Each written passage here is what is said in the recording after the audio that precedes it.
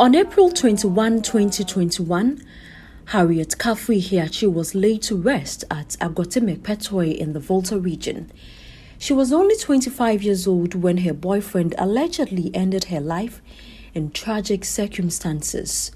At Medeme in the Shanti region, a 9-year-old boy was burnt to death when his stepfather allegedly set their house on fire while he, his mother, and his siblings slept.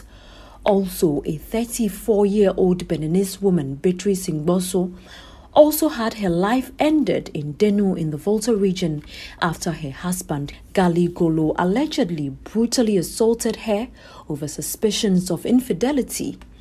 After battling for her life at the hospital, Lillian Dejo finally succumbed to death following brutal attacks allegedly meted out to her by her businessman husband, Prince Charles Dejo, at their East Legon home in Accra. All these people are victims of domestic violence and there are more experiencing similar situations. This 27-year-old woman who wants to remain anonymous recalls with dread how a timely decision to leave home helped save her life after years of abuse by her own father. He used this pistol, the one for fufu. Yeah, that was what he used. He wanted to use it on my neck. So I was trying to dodge. He hit my ribs. It was more than an hour. Nobody came to rescue me. I was just screaming. There were neighbors around, but nobody came. Nobody came because they were scared of him. Nobody came. It was one of my friends who came to call me. She came and saw me on the ground, bleeding. That was when she started. Where were you bleeding from? Which part of your my body? ears, my private parts. I was bleeding like someone who was having her menses. My ears. Was he kicking your abdomen? Everywhere. He was kicking. He wanted to kill me. That's what he said. He will kill me. Then we will know what my mom will do. The target was my mom. As she is not around, he's going to use me as a punching bag. Yeah, I went to the hospital for 3 days. According to the United Nations UN, 137 women are killed on a daily basis by a family member or a partner. Approximately 30,000 women are killed every year by an intimate partner and another 20,000 by a relative. The World Health Organization (WHO) says the situation has compounded since the onset of COVID-19 and related measures like lockdowns. Countries like China, the UK, and the US were cited by the WHO as having seen an increase in domestic violence cases since the outbreak of the pandemic. China, for instance, saw a threefold rise in domestic violence cases in February of 2020 as compared to 2019. The WHO further says the prevalence of domestic violence is at 33% in its African region of 47 countries and 33% of countries in its Southeast Asia zone.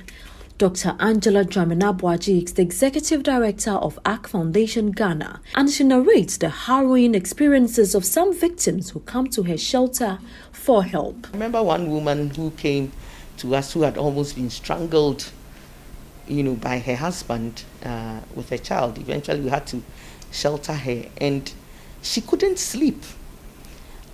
If our security officer doesn't sit opposite her door, she won't blink. She won't close her eyes unless he's sitting right, like she opens the door and she sees that the security officer is sitting there.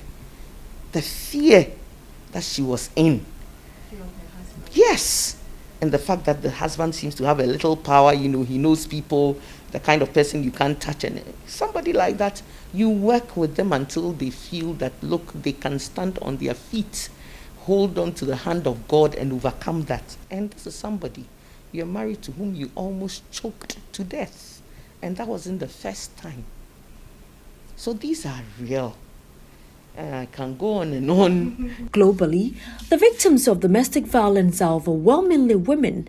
A UN report published in 2020 showed that 1 in every 3 women had fallen victim to physical intimate violence. Nortegia is a clinical psychologist and has been explaining why. Clear that when we say domestic violence, it's not just physical assault or physical violence, right? Threat, right? Potential harm that has not occurred, also is captured under the definition. I can threaten you, but I haven't hit you. I haven't touched you, but you're living in a state of fear. There's psychological violence, threats, stalking, all these things. You demean, degrade somebody's dignity, right? All these are forms of violation. Emotional violence and telling you are not worthy, you're not, should I say, of any value. And all these things, whether it's happening to adults or children, these are all forms of violence. Perpetrators are predominantly male, and the victims are predominantly female. I'm not happy as a man saying that, but that's the reality. So what classes of women are more likely to be abused? Dr. Jamina Boaji has the answer. People who fall victims, socioeconomically, are we looking at people who are from rich homes? Do we have people, does it happen more often to women who come from poverty-stricken areas? Actually, no. From my experience and from the research, I've done this work for a long time. Middle-class women, elite women, appear to be even more victimized by domestic violence than those that we consider to be of lower class status or poor.